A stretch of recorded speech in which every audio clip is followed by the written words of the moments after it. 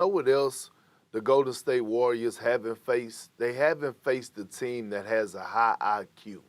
And when you look at the Miami Heat and the Boston Celtics, they both have a high IQ. And you need a high IQ in order to beat the Golden State Warriors. I heard JJ point, he made a point for us with the communication on the switches and things to that nature when they played the Memphis Grizzlies. And you were right. But at sometimes it was getting them burnt. It was times where they were supposed to switch a high pick and roll with Steph Curry.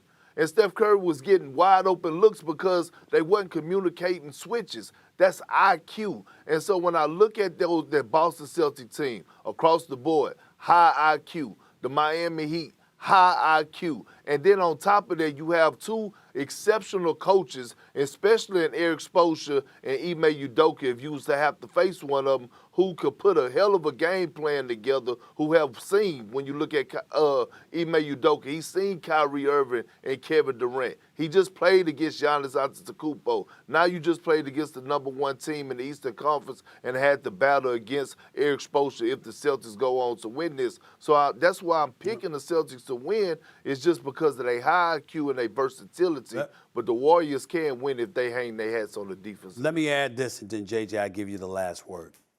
You know, good points, KP. Here's the deal, though. Celtics ain't faced anybody like the Warriors. Let's go down the list. James Harden is gone from Brooklyn. Kyrie wasn't there half the year. That wasn't the Brooklyn team it was supposed to be. They hadn't been playing together all year long. You go up against Milwaukee. There's no Chris Middleton there. And so I look at that, and now you're going up against Miami. And obviously, listen, I looked at TD Bank Garden, and it wasn't, as far as I'm concerned, that's the wrong name. It wasn't TD Bank Garden, JJ, it was TD Bank Infirmary. I mean, every damn body was going down. They started out the game. Robert Williams was going to be out. This game 3 I'm talking about here. Kyle Lowry, obviously, had to go back to the locker room. Jimmy Butler went down. Marcus Smart went down, looked like he broke his damn ankle. Got Trae Young tweeting props to the medical staff in Boston. I don't know what the hell they did to that dude. And then, of course, Jason Tatum looked like he had a separated shoulder before he ultimately came back out. Okay, so you had all of that stuff going on. With the Golden State Warriors, that's not necessarily the case. We know Gary Payton II has gone down. Jordan Poole's there, Klay Thompson is there, Steph Curry is there, Draymond Green is there, Andrew Wiggins is there, Kevon Looney is there. I'm just looking at the high IQ that KP alluded to, along with their personnel being in place.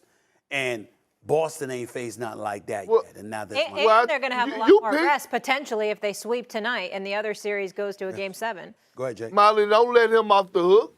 He picked the Brooklyn Nets had to have something because you actually picked them to beat the Boston Celtics at 7, didn't you? Yeah, he did. Okay, then. Yeah, so they had to have something there. They got swept. They got swept. Yeah, okay. Well, they had to have something that made you pick. Perk, I'll work on that montage for you. I appreciate the reminder, because you're just trying to offset what you said about Milwaukee. That's okay. No. I'm just telling you. I'm just bringing up receipts, too. Whatever. I like what Perk. I have more. I like what Perk brought up about the basketball IQ part, because I talked about this during the Denver series. They didn't have the personnel with high basketball IQ outside of a couple guys to contain the Warriors when they got into their movement sets.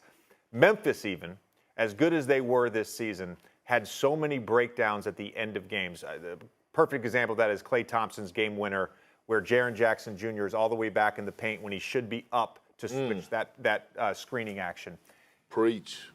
The Heat and the Celtics, they do have basketball IQ. The Heat and the Celtics have great coaching. You talked about, Stephen, you talked about the A game.